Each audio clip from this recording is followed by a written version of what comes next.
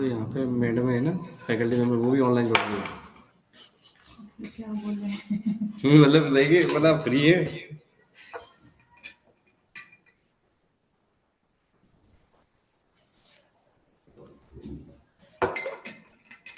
Certificate लेना है सबको। उससे भी क्या हो जाएगा मैडम, एज सर्टिफिकेट तो डेली आते जाते। बट ये है कि आप कंट्रीब्यूशन क्या है, मतलब सर वही यहाँ से आपका क्या कंट्रीब्यूशन है, मतलब आप से वही है ना, यहाँ पे कोई चीज होती है ना, ऐसे होता कि उसने करना हाँ। है, वही करेगा। सबकी यही मेंटेलिटी है सर।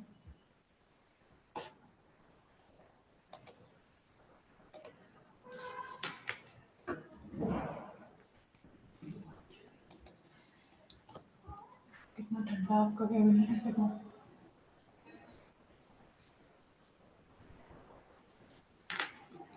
सुनने पर वो ऑन कर रखा है।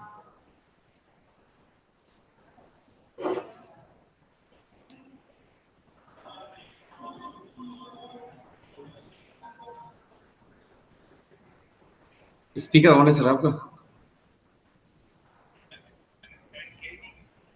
आपने जॉइन नहीं किया क्या? अच्छा वो वाला हुआ है, ठीक है ठीक ठीक। Good morning, everyone. ठीक है।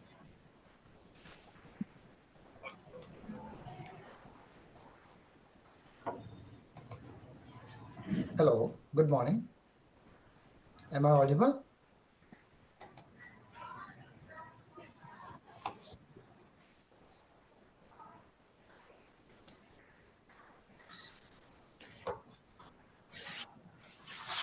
सर नहीं जुड़े अपने। Hello. Good morning, everyone. Sir नहीं जुड़े। आपकी आवाज नहीं आ रही है. I hope you can hear me. Hello. Hello sir, जुड़ जाइए sir. Yes, yes. Good morning. Good morning. Now I can hear you. वो ठीक है, मैं लिंक सेपरेट देता हूँ सर आपको।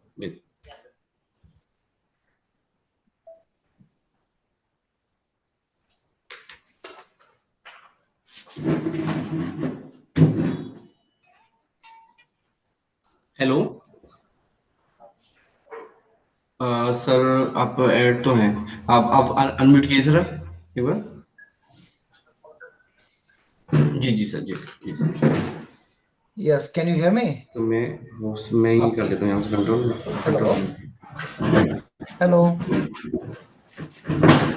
मुझे कुछ नहीं। Hello.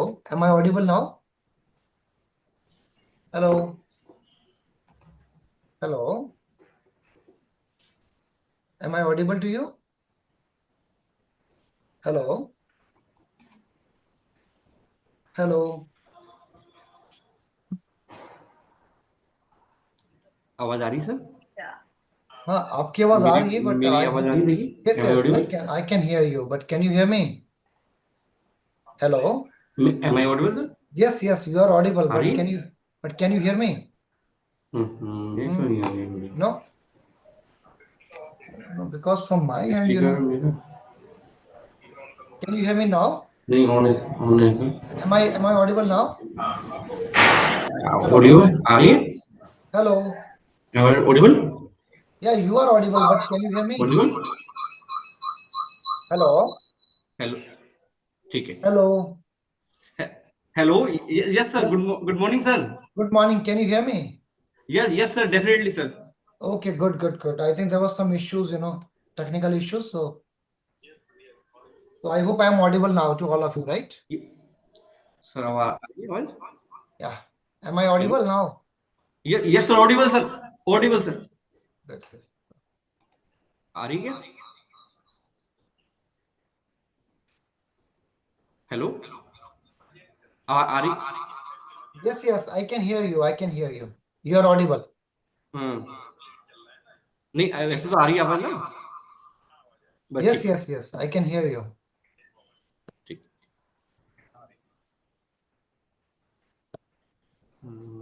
सर जुड़े।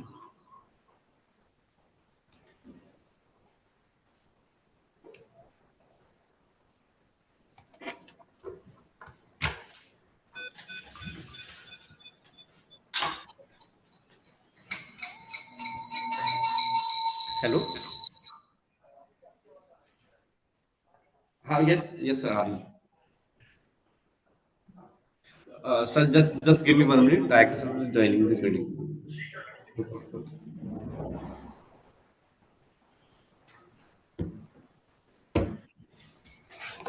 मैडम, ये तो क्या है?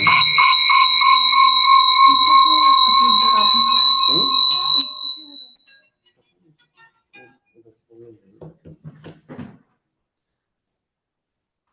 जुड़े ही नहीं। मैं चेयर लेकर आऊँ इधर? आप ऐसे में कर दो।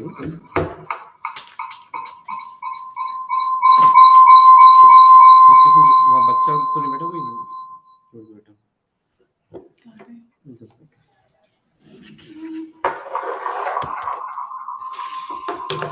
आपने मीटिंग ज्वाइन क्यों करी?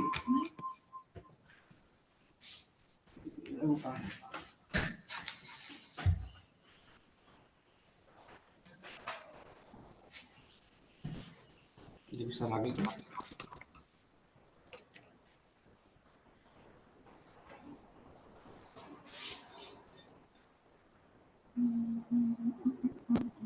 लेसर नहीं है अभी सर, नहीं है लेसर।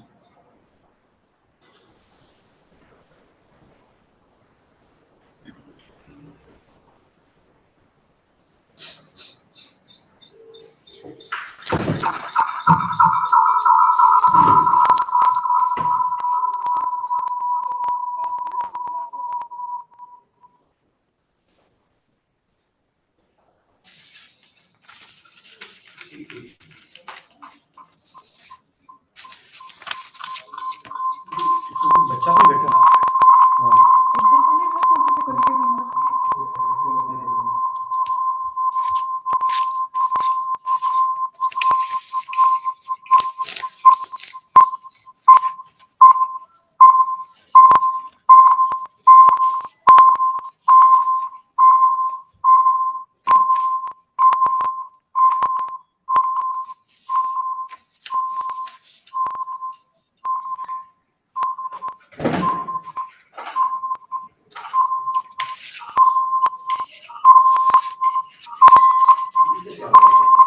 इको कहाँ हो रहा है सर, है ना?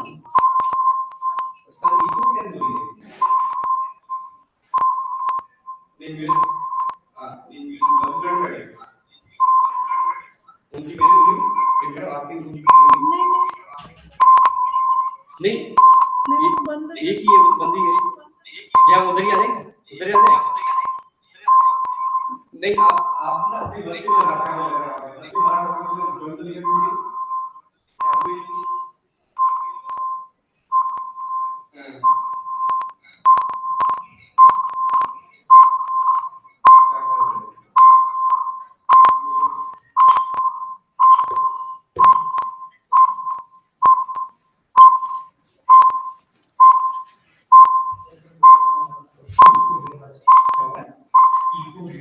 कैसे कह रही थी मैं, इको हो रही है। दो से ज्वाइन तो नहीं किए, नहीं तो नहीं चल रहा। या तो सबकी दो ज्वाइन करो, दोनों स्पीकरों को एक तो ये आपका है और ये म्यूट प्रॉब्लम।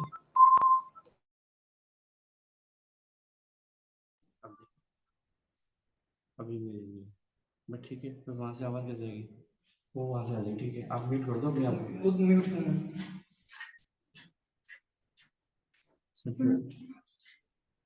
हाँ ठीक।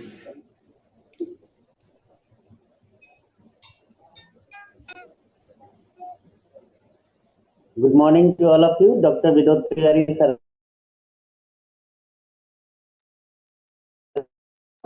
Good morning, Sharma sir. How are you? Rahul sir. हाँ जी, please. Yes, definitely.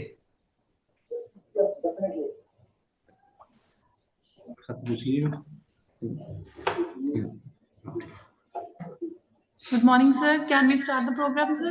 Dr. Shailesh? Yes, please. Yes, ma'am. Please start, ma'am. Okay sir. A very good morning to everyone joining us today. I, Navjeet Kaur, extend a warm welcome to all our respected dignitaries, faculty members, and dear students to the Day 2 online session of the DBT-sponsored popular lecture series on strengthening health through science, research, and education. Yesterday, we began this journey of learning and inspiration with an insightful lecture by Dr. Anup Kumar Sir on the immune system. Today, we continue our exploration of scientific knowledge that bridges health, education, and research. Now, I kindly request Dr. Rahul Kumar Sharma, organizing secretary of this event, to introduce our esteemed speaker for today, Dr. Vinod Tiwari Sir, to all the participants. Thank you, madam, for inviting me. And I feel privileged to introduce today's distinguished speaker, uh, Dr. Vinod Tiwari sir. Dr. Tiwari has been 18 years of academic and research experience in the field of neuropharmacology, neurodegenerative disorders, neuroinflammation, and behavior neuroscience. His research is also focused on exploring the molecular mechanism and identifying the novel therapeutic target for neurological and psychiatric disorder. He has published extensively in reputed international journals, guided the several PhD students and postgraduate scholars, and successfully completed the DST, DBT, and ICMR funded project. Dr. Tiwari has also received the multiple awards and recognition for his remarkable scientific contributions and served on various editorial and professional boards in pharmacology or neuroscience. We are honored to have Dr. Tiwari with us today to share his valuable insight under the DBT sponsored corporate lecture series. Thank you. And over to you, sir. Thank you so much, Professor Rahul, for the kind introduction and also for inviting me to deliver a talk in this, wonderful event. So before I proceed for my talk, I would like to share my screen with all of you.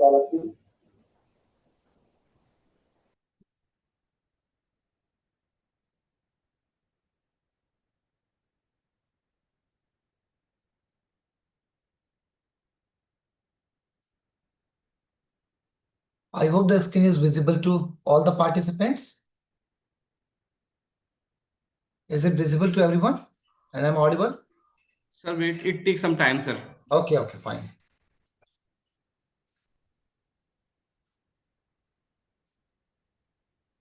Just let me know whenever it is visible so that I can start my talk.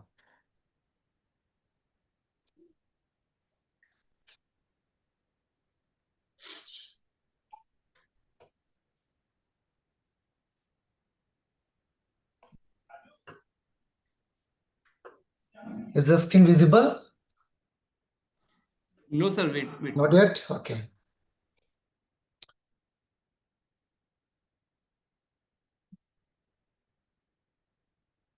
So how many participants do we have in this event? Around 150 participants is there. It looks like a big event. Congratulations for organizing such a wonderful event. Unfortunately, I could not, attend this event offline this time due to some personal and professional commitments over here. But I would definitely love to come and meet you all in person next time.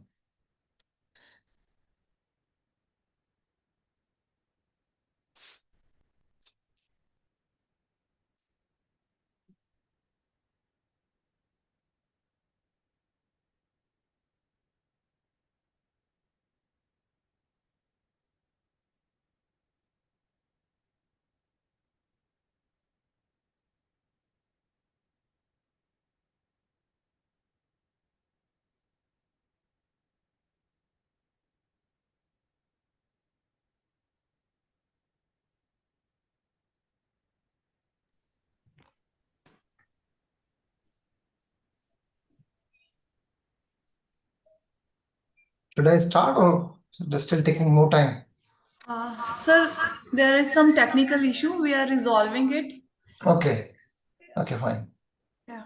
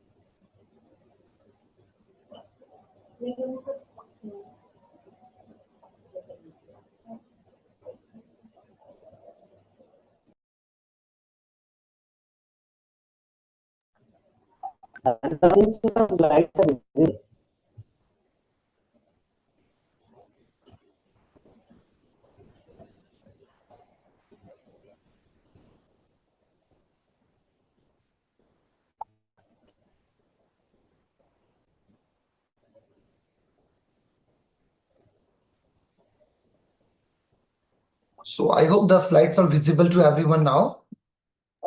Yes, sir. Yes, sir. Okay, thank you. Thank you so much. So first of all, I would like to thank the organizers, um, Dr. Rahul and Professor Shailesh, for inviting me and delivering a talk in this event and for providing me the opportunity to connect with the participants.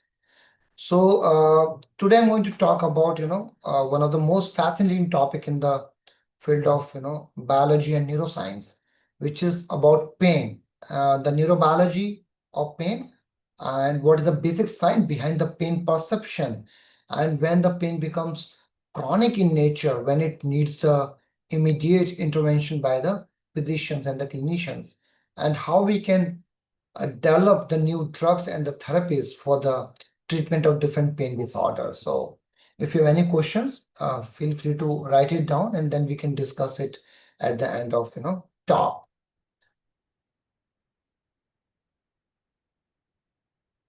So the very first question is, what is pain? So we'll put a light on it, and then we'll also discuss whether pain is good or bad. And then followed after that, we'll talk about the differences between the physiological pain versus the pathological pain. And next we'll discuss about how, as a humans or as a living being, we perceive the pain. What are those pathways which are involved in the pain perception? Followed by discussion on neuropathic pain, which is one of the most prevalent chronic pain disorder, followed by the different strategies which are helpful in the assessment of pain in the preclinical models so that scientists can develop the new drugs and therapies for the treatment of different pain disorders. So I don't know how many of you know about the IASP, but this is one of the international organization, and the full form is International Association for the Study of Pain, which looks after the education and research in the field of pain all over the world, and the headquarters is in Washington, D.C. If you also interested in the field of pain research and education, you can contact them and then you can apply for the free membership to the IASP. According to IASP, pain is an unpleasant sensory and emotional experience which is associated with actual or potential tissue damage. So what does it mean? Nobody want to have a pain, right? That's why we are saying it is unpleasant. And sensory, because anybody, when they perceive the painful stimuli, they can sense it, right? But pain is not only sensory in nature, it also leads to a lot of emotional, or you can say the affective components which alters the different pathways in the brain and which leads to other comorbid conditions like anxiety, depression, cognitive dysfunction. So these are the other comorbid conditions which are prevalent in these patients who are suffering from chronic pain disorder. So pain has both the component, sensory component and the affective component, which is sometimes also known as emotional component. And of course, it is associated with potential tissue damage. It may be present in the periphery outside the body, or sometimes it may be present inside the body, like internal organs. Now, the next question is whether pain is good or bad. Some of you or most of you will say that pain is bad, right? But let me tell you, pain is not always bad. Nobody wants to have a pain, but just imagine a situation where you are taking a hot shower of water and you cannot feel how hot is the water. Just imagine what will happen to you. You may end up burning your entire skin because you cannot sense the temperature of the water. And then you may end up in the trauma center with the entire, burns on your skin, and someone may also end up, losing their, tissues, or sometimes it can be life-threatening as well. So pain acts as a protective mechanism as well. So it provides a survival. It provides you can say the warning signal, which tells you that something wrong is there, and we need to take some proactive steps to to take care of that. So pain has both the roles, good or bad, because under certain disease condition, for example, whenever there is nerve injury, or whenever there is some disease condition like arthritis, migraine, or sciatica, under those conditions, pain becomes chronic in nature because of certain maladaptive changes which are happening at the spinal and the supraspinal levels, that means in the brain, which leads to the continuous awareness or persistence of the pain in these patients, which can sometimes last from few days to few weeks to sometimes to many years as well. And that is the situation where a patient needs a treatment.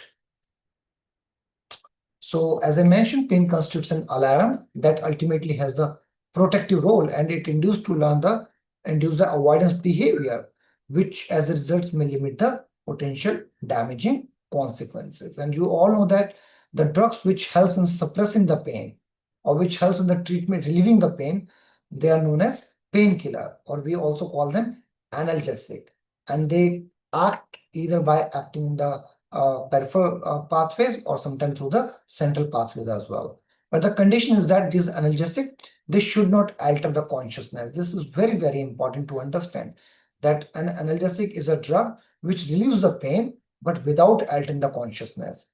If these drugs are altering the consciousness, then these drugs are of no use. They'll be just acting like the anesthetics, like local anesthetics or the general anesthetic. These are the drugs like lignocaine, lidocaine, or other anesthetic agents which are widely used during the surgical procedures, and they help the physician to help them in operating the patient and without causing any pain. But they also lead to the alteration in the consciousness because the patient is not awake and cannot feel what is happening with them, right? But that's not the situation with analgesic. Otherwise, the patient may not perform day-to-day tasks. So if we talk about the pain market forecast, the chronic pain market, size is increasing at a very fast rate. Almost you can see, $78.79 billion. It was in 2024, and which is projected to forecast to, almost $84.96 billion, at a compound annual growth rate of 7.8%. So it is increasing at a very fast rate. And by 2023, if you see the back problems, they became the third leading cause of disease burden, which contributes to 4.3% of the country's total disease burden. So look, it is very clear that the patients who are suffering from different pain disorders, their number is increasing at a very fast rate due to many reasons, due to lifestyle changes, and due to many other factors. And at the same time, the market for the analgesic, that's why is increasing at a very fast rate. So this field holds a strong potential. Now, if we talk about the types of pain, there are mainly two types of pain. One is acute, another is chronic in nature. So if we talk about the acute pain, right? So for example, you are holding a cup of tea or a coffee, right? And if you feel that the coffee is too hot, right? So what you will do? Will you drink the coffee? No, we'll just keep it on the table and then you'll wait for it to cool down a little bit, right? And then you will drink it, right? So similarly, whenever you are, touched by some, sharp object like glass or needle, right? What you will do? You will immediately remove your body part from that sharp object, right? So why it is happening? Because your body, your tissues are giving the signals to your brain that this is something which is painful and you should avoid it, right? And this kind of, pain is known as acute pain, and it is very much important for the survival of any living organism, including human beings, animals, or even plants. And that's why it is beneficial, for the person, right? But as I mentioned, under certain pathophysiological conditions, certain disease conditions, the pain becomes chronic in nature when it persists for more than few hours to few days to few weeks to sometimes few months and sometimes to many years, right? Under those conditions, there are certain maladaptive changes which occurs at the spinal level, which is the spinal cord, and at the supraspinal levels, like in the brain. And then the pain signals, they are repeatedly transmitted over a period of time, which causes the changes in the central nervous system, which leads to the persistent awareness of the pain in these patients. And then it also has an emotional and the psychological impact, which leads to the cycle of pain and negative emotions in these patients, which becomes very, very difficult to break. So chronic pain is not good at all, and this is something which needs the treatment. Now the next question is, how do we feel the pain, right? So there are multiple, you can say the steps which are involved in the pain perception, right? But before I talk about what are the mechanisms which are involved, let's talk about, uh, the types of nociceptors which are involved in the pain perception, right? What are these nociceptors? The other name for nociceptors is the pain receptors. So nature has given us a wonderful gift. Just like we have receptors in our tongue, to taste the different kind of food. We can tell whether a particular food is salt, sweet, or sour, right? And just like, we can also sense the different kind of smells, whether it is a good smell or the foul smell. We have the receptors for the smell in our nose. Similarly, all the parts of our body, the peripheral nervous system, the peripheral nerve terminals, they have the pain receptors, which helps in the detection of any painful stimuli. And these receptors are classified into different categories depending upon what kind of stimuli they are able to detect. So the very first receptors, which is responsible for the detection of heat and cold, stimuli, they are known as thermal nociceptor. And the first of its kind was discovered was TRPV1 nociceptor. So this is transient receptor potential vanillate 1 receptor, which was discovered by the professor David Julius at University of California. And for the discovery of this nociceptor, Professor David Julius has received the Nobel Prize in the field of physiology and medicine in the year 2021. And then the next receptor, TRPM8, is responsible for the detection of cold stimuli. Now, just remember that whenever you take the menthol, right, or any like cold, like stimuli, like ice, then you can feel the cold sensation, right? And that cold sensation is because of the activation of TRPM8 channels or nociceptors. Similarly, there are other kind of nociceptors which are responsible for the detection of mechanical stimuli, like any sharp object or any other mechanical deformation which occurs, and that is because of the receptor known as mechanical nociceptors. And the example is TRPA1, which is transient receptor potential anchoring 1 nociceptor. Similarly, there are other receptors which can detect the chemical stimuli such as spices. हम लोग सभी लोग मिर्च खाते हैं अपने घरों में, right? इंडियन सिस्टम की अगर हम बात करें तो spices are very commonly used in our food, day-to-day food, right? And one of the most common spice we use is the capsaicin, right? So capsaicin, one of the chemical, when we take too much capsaicin, what happens? We feel lot of burning and heat sensation in our mouth and the tongue. And this burning and heat sensation is because of the activation of TRPV1 nociceptor. And this TRPV1 is also responsible for the detection of thermal sensation, heat sensation, right? And similarly, the spider toxin can also be detected by the TRPV1 nociceptor. The other category, which are known as sleeping and silent nociceptors, they're not activated as such, but they get activated after the actually injury has occurred. And they have a role, only after the inflammation has arrived. And they play a role in sometimes the resolution of the injury.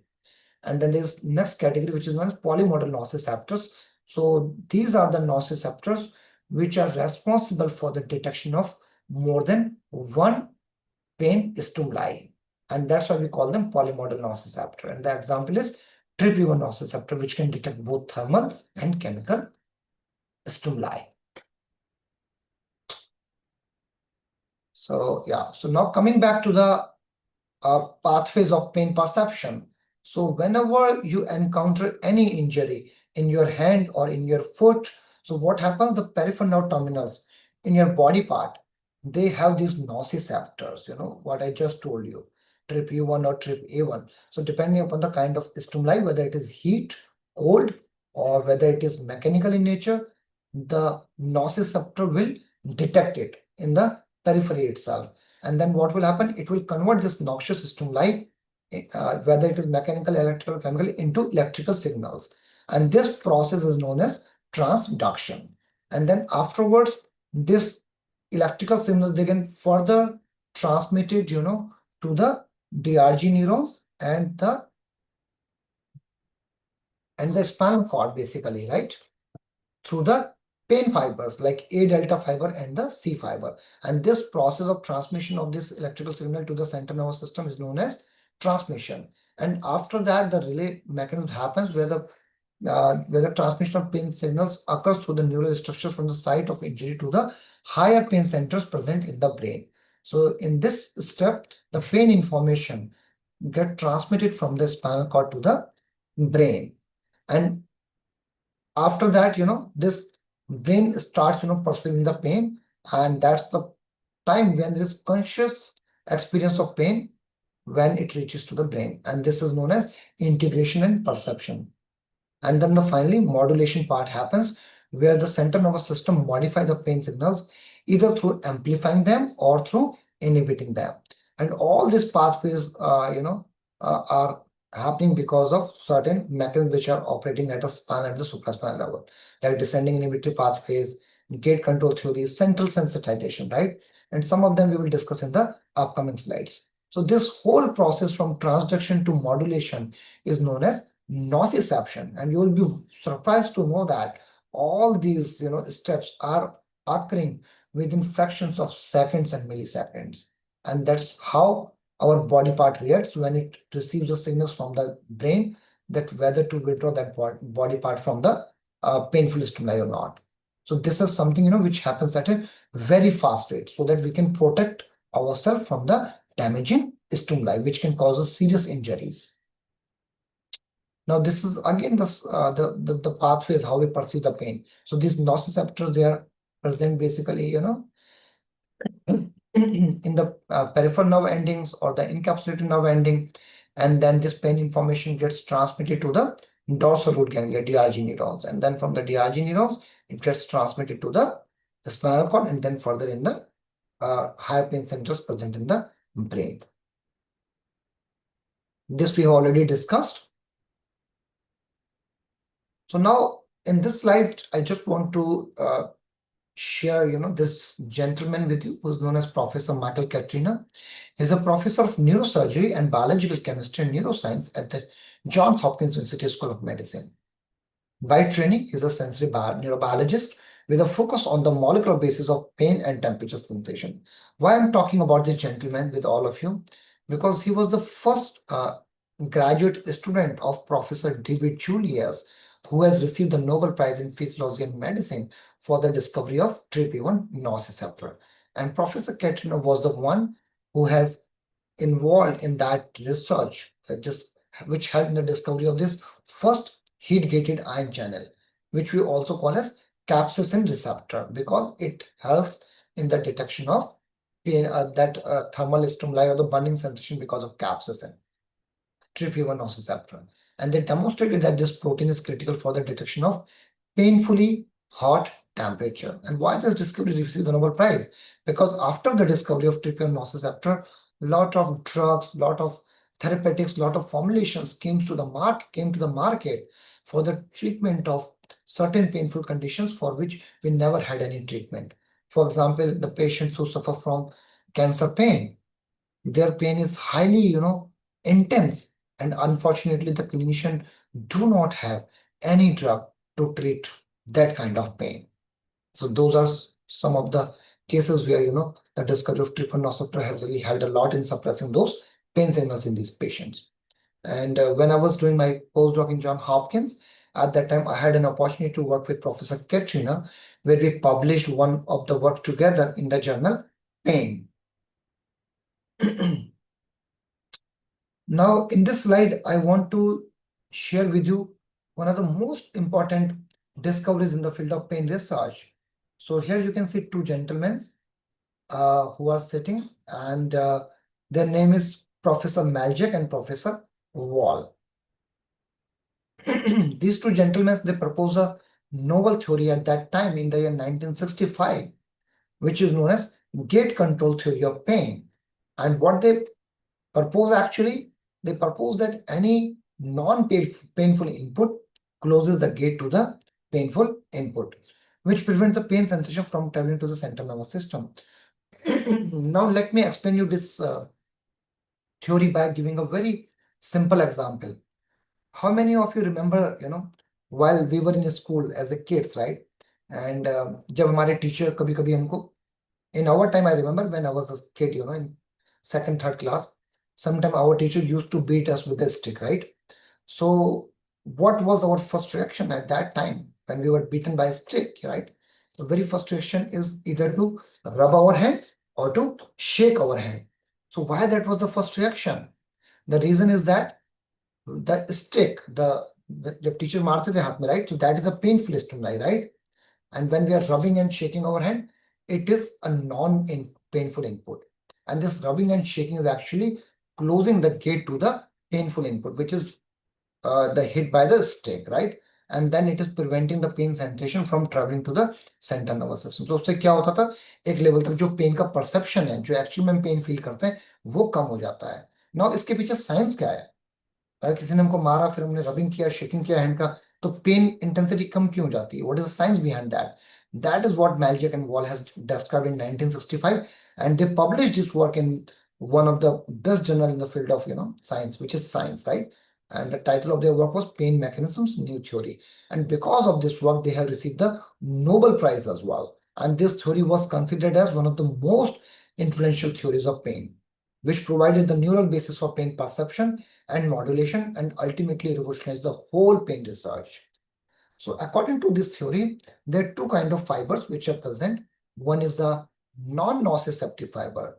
Their job is not to transmit any pain signal, and they can interfere with the signals from the pain fibers or the nociceptive fiber. So their job is to inhibit the pain, to decrease the pain, right? At the same time, there is another fiber which are known as nociceptive fiber. So they are, for example, A delta fiber, and they are responsible for carrying the messages quickly with intense pain. And then there's unmyelinated fiber, the slow C fiber, which carries a long-term throbbing and chronic pain. जैसे कोई हथौड़े मारता है ना सब पे, इस type का pain. So we call it throbbing pain and the chronic pain. So these are the two fibers, A delta fiber and C fiber. You can call them nociceptive fibers, or you can also call them pain fibers. At the same time, there is another fiber basically, which is known as large diameter A beta fiber. Its job is to inhibit the signals of the pain, which is caused by the A delta and the C fiber. And that's why we call them non-nociceptive fibers. And that is what is happening actually, This is the neural circuitry diagram which I want to share with you. If in this picture, if you can see, this is the inhibiting interneurons, and this is a part of the spinal cord basically. So virtual diagram or circuitry, neural circuitry, you can say. So here you can see these are the projection neurons or the inhibitory interneuron. They are GABAergic in nature with inhibitory interneuron. There's a balance between the excitatory neurotransmitters and the inhibitory neurotransmitter. Excitatory neurotransmitters are glutamate. Inhibitory is GABAergic, right? And there's a balance, in the central nervous system. So here also in the spinal cord also, we have an inhibitory interneurons, which are GABAergic in nature, and other inhibitory interneurons, and then there is a projection neuron. So when this A beta fiber is inhibited, which is a non-nociceptive fiber, this gate to the basically to the projection neuron to the brain is open. And this C fiber, which is a pain fiber or the nociceptive fiber, can easily transmit the pain information to the projection neuron. And from projection neuron, this information can easily go to the brain. And the brain will perceive the pain and the patient may feel the pain, right? But on the other hand, if you talk about, the condition, for example, where the A beta fiber is activated, right? What it will do, it will activate the inhibitory interneurons, right? And once this inhibitory interneurons are activated, doesn't matter whether the gate is open for C fiber or not, it will closes the gate for the projection neuron. So the pain information will not be able to travel to the brain, or even if it will travel, the intensity or the amount of pain will be suppressed, will be decreased. So this is what is happening actually when we are beaten by our teacher, with a stick, and then we are rubbing or shaking our hand, right? So this is leading to the activation of A beta fiber, and A beta fiber is suppressing the pain through the C fiber or the A delta fiber, and that is the reason why we are feeling less pain, and that is the science behind why we shake or rub our hand when we get any kind of painful stimuli. And the same thing happens when we touch something hot, right? When we touch a cup of tea or coffee which is very hot, again we shake our hand, right? Because that activates the A beta fiber. Now the next, when a patient is suffering from chronic pain, how the doctor, assess those patients and how they decide what kind of treatment they are supposed to be given. So there are two main symptoms by which, patients suffers who are suffering from chronic pain. The very first symptom is the allodynia, which is decreased pain threshold due to non-noxious stimuli. Now, have you seen the patients who are suffering from chronic diabetic neuropathy? These patients, when they wear the shirt or when they wear the socks, at that time also they feel the intense pain. So do you think wearing a shirt and wearing a socks is a painful stimuli? No, that is a non-noxious stimuli or a non-painful stimuli.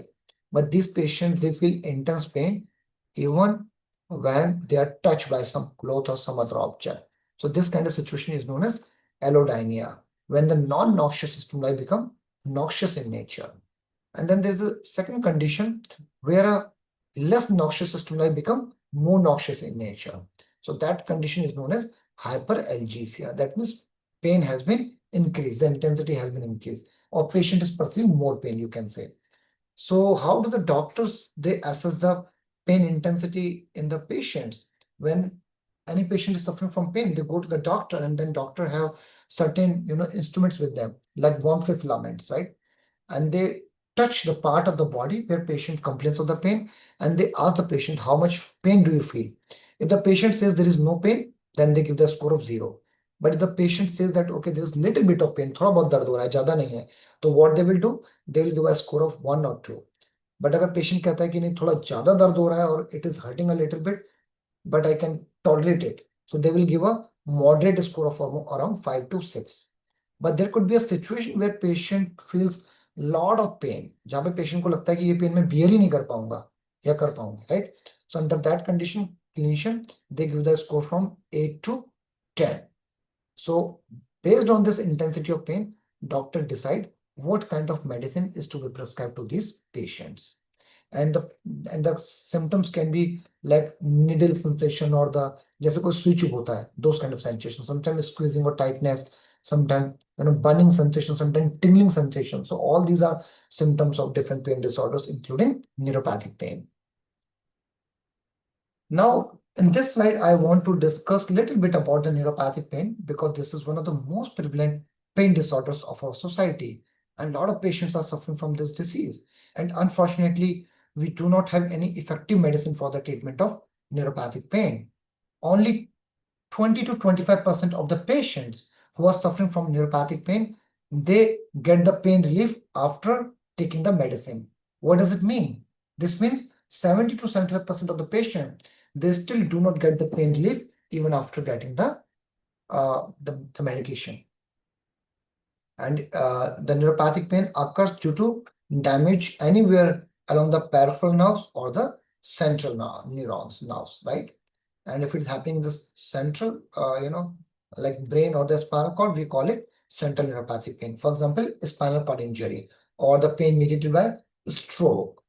While the damage when it's in the peripheral nervous system, we call it peripheral neuropathic pain. And the example is diabetic peripheral neuropathy. And here I want to discuss with you a little bit about the different models. If you are working in the field of neuropathic pain, or if you're interested to work in the field of neuropathic pain, then you should know what are the different models which are there, which you can use in your lab, for inducing the neuropathic pain in animals, right? So the very first model is the exotomy model, in which there's a complete transaction of the sciatic nerve. So before I talk about these models, you can pay a little bit attention to this to this picture over here. So what you see here is the spinal cord, right, or the vertebra, right, on top of that. And what is happening? The different spinal nerves like L3 nerve, L4 nerve, L5 nerve, and L6 nerve. They're all coming out of the spinal cord on both the sides. I have not shown you on the other side of the spinal cord. I'm just showing the one side of the spinal cord. And all these spinal nerves, L3, L4, L5, L6, they merge together and they form the sciatic nerve. And then the sciatic nerve, what happens? It supplies the hind limbs. In case of humans, it supplies the leg portion, right? Our legs, both the legs. And then it gets further trifurcated into sural nerve, tibial nerve, and the peroneal nerve, which supplies the fingers and the other parts of the hand limbs. So in case of different models, we are playing with all these nerves. If you talk about the chronic constitution injury, in chronic constitution injury, we put 4 ligations on the sciatic nerve. Okay, and the ligation has to be such that we restrict the blood flow. It should not be too tight, it should not be too loose. If it is too light, then the animal will be paralyzed and then your model will be failed. And if the ligation is too loose, in that case also the blood flow will not be restricted and the animals will not feel any hypersensitivity or any pain. So we have to be very careful, and it takes some practice, to learn these surgeries. And then there is another model which is partial sciatic nerve ligation, where you ligate 1/3 to half of the sciatic nerve. And then there is another widely used or the popular model is the spinal nerve ligation model. So it can be done both in rat, mice, and monkeys as well, where we ligate the L5 spinal nerves and then we cut it from near to the this spinal cord, just to make sure that they don't form the connections again with the spinal cord. And this kind of surgery leads to the persistent neuropathic pain in these animals for many, many months, sometimes for more than 2 months to 3 months. And then these animals are ready to be tested with different kind of drugs. So I will just discuss one of this model very briefly so that you know how to perform this surgery. And this is also one of the most widely used model for the development of neuropathic pain in the rat and mice. And we also use this model very often in our lab. So here we, first of all, we anesthetize the animal, right? Before that, we acclimatize the animal, in the animal house facility. And then we can use either isoflurane, which is an ultra short anesthetic, or you can also use the mixture of, ketamine and xylazine, which will keep the animal in anesthesia for at least 30 to 45 minutes. And then you shave the portion on the dorsal hind paw of the animal before you perform any incision or surgery, right? And then you also maintain the body temperature of the animals by placing a heating pad beneath the animal. And then all these pictures are from our lab only, the surgery which we have performed in our lab. And then you shave the fur and then clean the shave area with 70% ethanol just to maintain the aseptic condition, followed by application of betadine or iodine solution so that animals do not get any infection post-surgery. And then you put the animals, they are right on their chest and thorax, like position. And then you held the hind limb and then hold it in position with the femur at 90 degrees to the spine. And then you make an incision which is around 1.5 to 2 centimeters below the femur through the skin along the mid-thigh region. And then you carefully blunt the underlying connective tissue between the gluteus superficies and the biceps femoris muscles using the forceps to expose the sciatic nerve. So what do you see here? This white structure, this is the sciatic nerve, and this is pretty thick, and you don't need any microscope to see this now. You can easily see it with the naked eye, and you just need a little bit of practice, to understand where to put a cut, where to retract the muscles to see this now. And then after that, you can use a retractor to widen the gap between the two muscles so that you can clearly see the sciatic nerve and you can work on it. Okay. And make sure that you don't damage the nerve while handling it. And then afterwards, you can use the 4-0 chromic cut suture, or you can also use the silk suture to ligate this nerve. So these are the pictures from our lab only. So this is one of my student who is ligating this sciatic nerve with the chromic cut suture. And then you tie each ligature just tight enough to constrict but not occlude the nerve. Okay.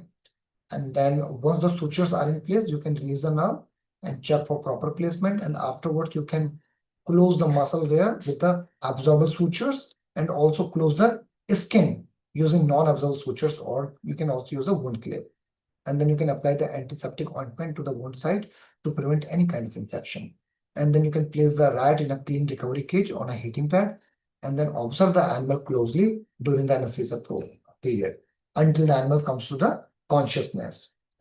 And it's very, very important that you observe these animals daily for any signs of abnormality or infection. Okay. So after your model is established, the surgery is done. The next question is how you are going to measure the pain behavior in these animals. So there are different behavior assays which can be used to measure the different kind of pain modality in these animals, right? So whether you want to measure the pain due to heat stimuli or the cold stimuli or due to some mechanical stimuli, there are different behavior assays for that. We will just discuss some of these tests quickly, and these tests are not very difficult. Even if you don't have the automated instrument from high-end companies, you can still establish some of this test in your lab very easily without much cost. So this is a hot plate test, which is very common assay in the field of analgesia or pain research. So here, you can control the temperature of the hot plate by a regulator, and it also has a timer so that you can monitor the time. And then you're putting the animals on the hot plate and you're measuring the time at which animal will show the reaction of jumping, withdrawal of the paw, and sometimes licking of the paw, because when they feel intense pain, the animals start licking their paws. And this you are doing before giving the drug and at different points after giving the drug. If your drug is having an analgesic property, just like opioid-like drugs like morphine, tramadol, which are very strong analgesic, what will happen? The animals will show the delayed reaction time. What does it mean? It means the jumping time or the withdrawal of the paw or the licking, onset of licking will be delayed after giving the drug. But the interesting thing is that this response is centrally mediated pain behavior. So when you give the peripheral analgesic like acetyl salicylic acid, like aspirin, these kind of drugs do not produce any benefit or any analgesia in this model because this pain is centrally mediated. So only centrally acting analgesics works in this model. I will not go into the details of the process because of lack of time. This you can find in any standard book or any standard literature articles as well. If you need more information, you can refer to our publications as well. So yeah, just skip this part. Next is the tail flick test. So the tail flick test is basically the another version of the hot plate test. The only difference is that in case of hot plate test, we are providing the radiation in the paws, on the paws of the animals. Here we are radiating the tail of the animal. Tail is also a very sensitive portion of the rats. So here what we are doing, we are putting the rat of the animal on the IR source, which is infrared radiation, and then we are measuring the time taken by the animal to withdraw their tail or to flick their tail. So if the tail flick latency is reduced, which means अगर animal बहुत तेजी से अपनी tail को remove करता है, that means animals are feeling intense pain. लेकिन अगर आपने कोई ड्रग दिया है और वो एनाल्जेसिक है, so in that case what will happen? This reaction time will be increased and then animal will withdraw the paw with the tail at a delayed time period. This procedure I'm skipping. Then there is another a classical test for the measurement of thermal pain behavior, which is Hargreaves test, and we use this assay in our lab on routine basis. So this instrument is a little bit expensive and it has to be imported from other country because it is not available in India. So we procure it from Italy, Yugo Basel. So here you can measure the pain response to the IR source where we put the animals in the enclosure, and then you can test at least 6 to 8 animals at one time by putting all the animals in these kind of enclosures and then providing the IR source from the bottom.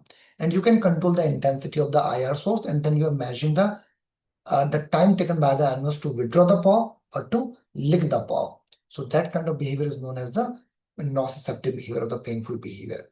Again, if your drug is having an analgesic property, then the reaction time, or you can say the paw withdrawal latency, will be increased. So this is the glass floor, this is heat source here, and then this is how we provide the heat source to the subplantar region of the animals in the hind paws, because this part is sensitive to the heat.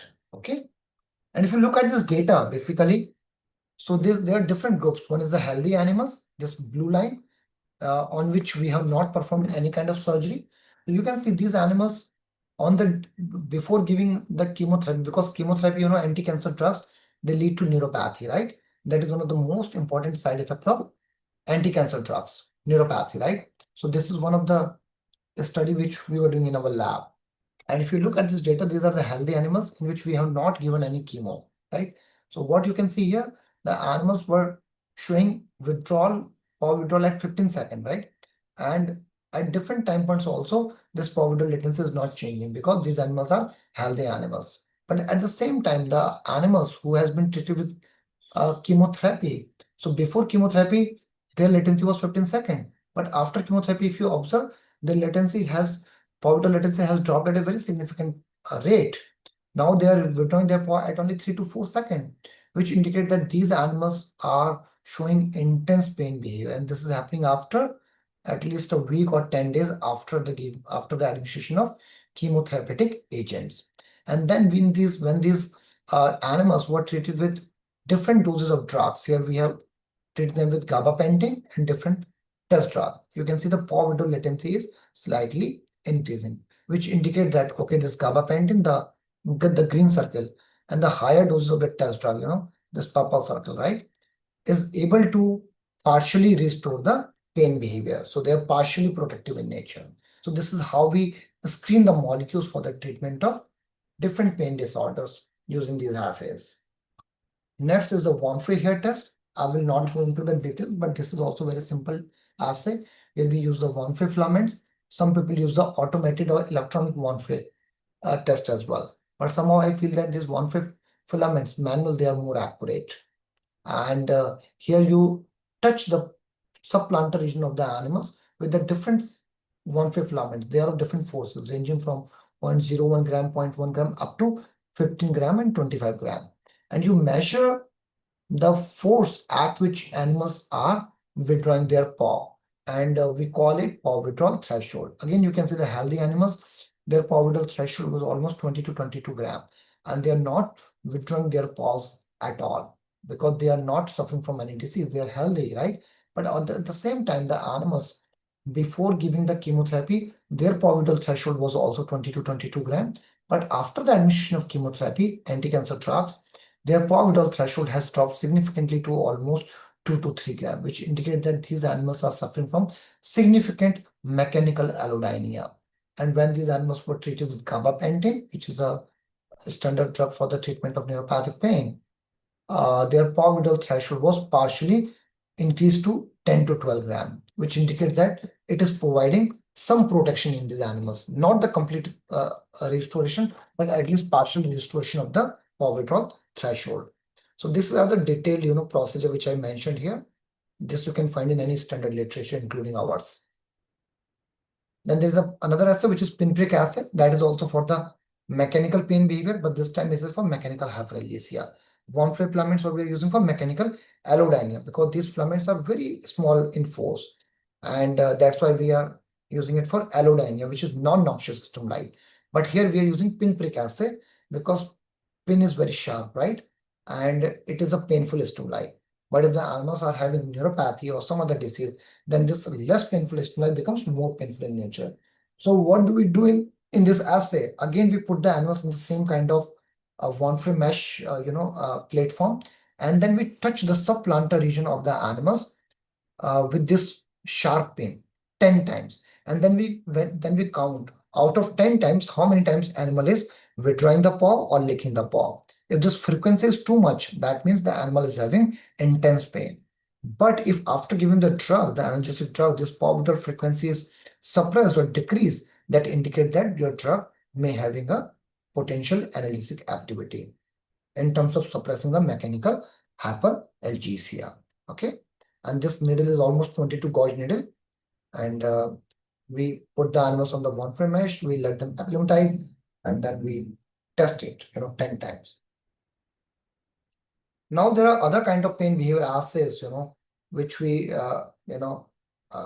based on some chemical stimuli. So the another example is formalin-induced pain tests. I'm not sure whether you have heard about this assay or not, but this is one of the most commonly used assay in the field of pain research.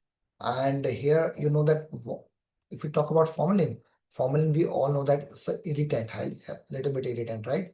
And in this assay, we use the male Vista rats. This can also be done in mice, which are 20 to 25 gram in body weight. And we inject 0.1 ml of 1% formalin into the dorsal portion of the front paw of the animals, right? This part, actually, we inject over here with the needle, sharp needle. 0.1 ml is almost 100 microliter, right? And then we also administer the test drug simultaneously, either by subcutaneous route or by oral route, or maybe by some other route, depending upon the pharmacokinetic of the test drug. And then we take the reading at different time points. We video record these animals for different behaviors at 30 minutes, 60 minutes, and then we score them for the pain scale. And what we are observing in these animals, we are observing the licking of the paw, because this formalin is highly irritant, highly painful in nature. So we look for the licking of the paw, elevation of the paw, because they cannot put the paw onto the floor because it's highly painful, highly sensitized area. And we also look for excessive biting of the paw. Sometimes when they feel intense pain, they start biting their own paw. वो अपनी fingers को और paw को अपने दांतों से काटने लगते हैं जब बहुत ज्यादा pain होता है in animals को. So what we do, we record these animals for at least 60 minutes. So that is one assay, and the another assay is acetic acid induced writhing. So acetic acid is a kind of irritant, and it is generally used for the peripheral analgesic activity. Okay, and in this assay we inject the acetic acid, which is almost 0.1 ml, again 100 microliter, 1% volume by volume of acetic acid in the peritoneal region of the animals, and then we place these animals in the glass jar so that we can observe them and we can actually score their pain behavior. And after injecting the acetic acid in these animals, they behave in a very characteristic manner where you can see in this picture what animal is doing. It is touching its abdomen on the floor, which is a abnormal behavior. And why animal is doing that? Because this acetic acid inducing a lot of irritation in the peritoneal cavity of the animals because of activation of the nociceptors in this area, because of increased inflammation in that area, right? So it is highly painful for them, and to suppress their pain, they are rubbing their belly on the bottom of the floor. And this stretching behavior is known as writhing behavior. Okay, and then this is generally used for the testing of peripherally acting analgesics. So if you want to differentiate between the drugs which are peripheral analgesic versus central analgesic, it is a very good assay. So I will just skip the procedure part, but here you can calculate the percent potential, percent emission by the formula MC, which is mean of control group minus mean of test group divided by mean of total, and then multiply by 100. This is the another test which is very helpful for the the measurement of pain due to cold stimuli. I will not go into the details, but this is very simple assay which you can establish in your lab as well. So here you need to use the ice, which is maintained at 0 degrees Celsius. But this kind of instruments are available commercially as well. You can go to the Yugo Basel website or other companies as well. And if you have money, if you have good funds, you can buy these equipment, which are you don't need to then use the ice. So these are for the measurement of cold pain behavior. So here also you put the animal on the cold plate, and beneath there is the ice, or it is using compressor sometimes. It is an automatic instrument, and then the plate is maintained at 0 degrees Celsius. And then you measure the same kind of behavior like licking of the paw, jumping response, or the kind of like paw withdrawal response. And then here I have presented data where we are counting the duration of licking. If the animal is having more pain, then in that particular time period of 3 to 5 minutes, there will be a lot of licking if the animal is having a lot of pain. So you can see in case of healthy animals, the duration of licking is less. But in case of other groups, the duration of licking has significantly increased. And when you treat these animals with the test drug and gabapentin, the green line, this you can see the gabapentin specifically is able to decrease the duration of licking, which indicates that gabapentin can suppress the cold hyperalgesia in these animals. But at the same time, if you look at the data where we have used one drug, test drug at different doses, 25 mg per kg, 50 mg per kg, and 100 mg per kg, there is no effect on the cold hyperalgesia. So this clearly indicates that this test drug does not have any effect on the cold hyperalgesia. So this is how we, differentiate, and it is quite possible that as one test drug may inhibit one kind of pain behavior, maybe mechanical or thermal, but may not produce any kind of protective effect in the another kind of pain behavior. Like here in case of cold allodynia, it is not suppressing the pain. But if you have looked at the previous data, it was able to suppress the mechanical pain, it was able to suppress the thermal pain. And this is completely fine because the pathways and the mechanism for different kind of pain modality is different, and different nociceptors are responsible for the different kind of pain behavior. So whenever you're getting a negative data, don't be shocked or surprised, but just try to think why it is happening. It can give a lead to the new research direction. So be open, don't be biased for your result whenever you are doing your research as a student. Then acetone spray test is generally used for the measurement of cold allodynia, because acetone is very cold. When the animals are suffering from allodynia kind of behavior, when you spray the droplets of acetone, on the subplantar region of the paws, the animals feel intense pain and they immediately start licking off paw. They immediately start withdrawing their paw from the one frame mesh basically. And then you can plot the data by calculating their paw withdrawal score. And if the drug is having a protective effect, this paw withdrawal score will be decreased, just like here. So you can see this drug was not inhibiting the cold hyperalgesia, but it was effective in inhibiting the cold allodynia. So that's all, which I wanted to share with you. And now some of the data, from our lab, which I just want to quickly discuss with you.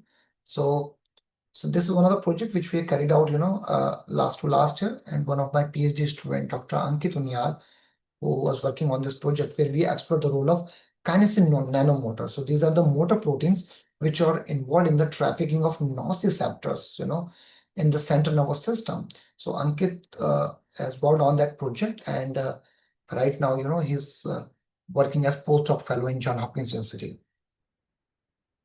Then this is another project on which my another PhD student, Dr. Akhilesh Kotial, has worked on, and he has developed a novel animal model for the chemotherapy-induced neuropathic pain. I will not go into the detail because of lack of time, but yes, in this study, he developed a new animal model where he used a combination of different anti-cancer drugs, because whatever chemotherapy-based models are available till date, they're mostly monotherapy-based.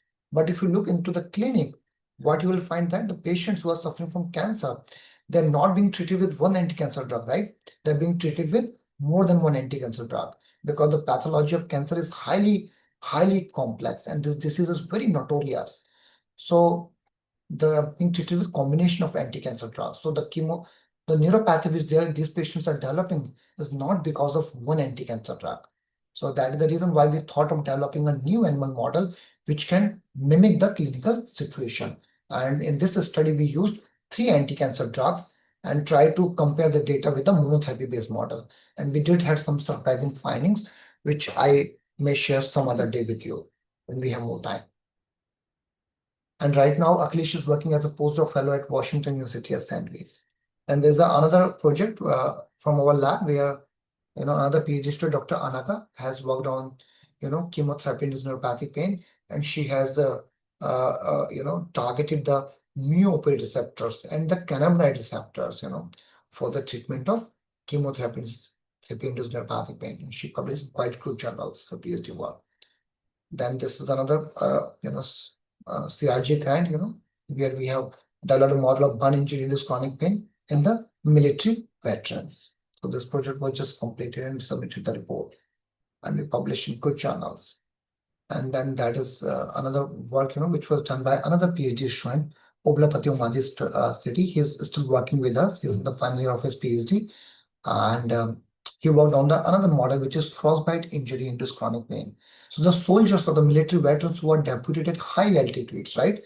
जैसे कि Siachen glacier है, वहाँ पे Karakoram ranges है, वहाँ पे temperature इतना लो होता है कि फ्रॉस्टबाइट इंजरी बहुत कॉमन है इन सोल्जर्स में, पेशेंट में. एंड जब फर्स्ट बाइट इंजरी होता है तो उसकी वजह से कई बार उनको peripheral vascular disease, gangrene, this kind of issues they encounter, right? And at the same time they also suffer from the nerve injuries, which leads to the neuropathic pain, and it's a mix of neuropathic and inflammatory pain actually. So there was no model actually. When we were looking at the literature, we could not find any animal model for the first bite injury induced chronic pain. Then we thought of developing a new animal model for this disease, and then fortunately Oblapati has worked on this disease and developed a completely new animal model, which we have published in the Cellular Signaling. Then this is another work by another PhD student in our lab, Deepak Chauhan, who is working as a Prime Minister Research Fellow in my lab. And he has worked on the burn injury-induced chronic pain, and he has picked a completely new target, which is focal adhesive kinase. So this target was never reported for any kind of pain other than the labor pain. And we tried to validate this target, and we found that this target plays a very important role in the burn injury-induced chronic pain. And he used one novel drug to target this, receptor, and we found that, this can help in the treatment of burn injury-induced chronic pain. So, and then these are some of the snapshots which I want to share with all of you from our, last year visit to Amsterdam, Netherlands, where we get the opportunity to interact with the Nobel laureates in the field of pain research. So I told you about Professor David Julius, who discovered the TRPV1 nociceptor. So here you can see is Professor David Julius. So, and then the other scientist who shared the Nobel Prize with David Julius was the Professor Adam Pataputian. He's in Scripps Research Institute. So this scientist was responsible for discovering the piezo ion channels, piezo 1 and piezo 2. And along with me, my two PhD students, Deepak and Oblapati, have attended this, meeting and got the opportunity to interact with other renowned scientists as well in the field of pain research. And these are some of the facilities which we are having at IIT BHU. If you want to collaborate with us, if you want to come and visit this place, you're most welcome to come here. With this, I would like to give my, gratitude to my PhD supervisor, Professor Kamaljeet Chopra. So, ma'am is still working as senior professor at University Institute of Pharmaceutical Sciences, Punjab University, Chandigarh. And I feel so fortunate to be supervised by such a wonderful mentors during my PhD and postdoc. And my postdoc supervisor was Professor Srinivasa Raja, who's director for the Division of Pain Medicine at Johns Hopkins University. So right now, Dr. Raja is retired, so he has taken retirement from the clinic and also from the research as well.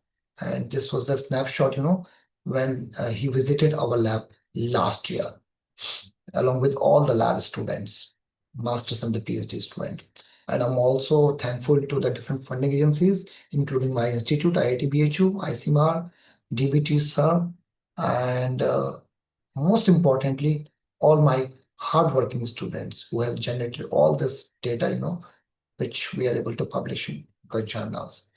So ultimately, I would like to thank, all the participants who are present here today for your patience, whether you're in offline mode or online mode, for listening me, and my heartfelt thanks to the organizer, Dr. Rahul Sharma and Dr. Shilesh Sharma, for inviting me and providing this opportunity to interact with all of you.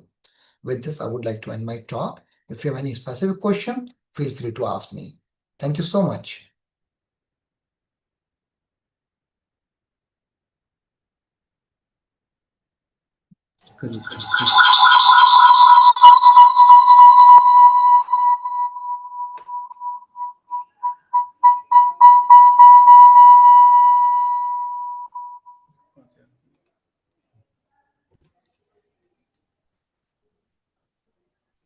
Thank you very much, sir. On behalf of organizing committee, I extend my sincere gratitude to Dr. Bilod Tiwari, sir, from IIT BHU Banaras, for his insightful, informed, and enlightenment lectures. Your valuable insight to the delivered topics have deepened our awareness of these global health challenges. I also thanks to the DBT for the supporting this popular lecture series. Along with all faculty members, students, participants for their active engagement and keen of interest. Thank you very much to all of. So thank you so much. If there are any questions, I would be happy to answer. And otherwise, you can share with me, through email as well. You can share my email ID with all the participants and ask them to feel free to get in touch with me. Thank you so much, sir, for Okay. spending the wonderful time. Thank you so much, sir. Thank you. So can I leave now? Yes, sir. Yes. Okay. Thank you. Thank you so much. Thank you.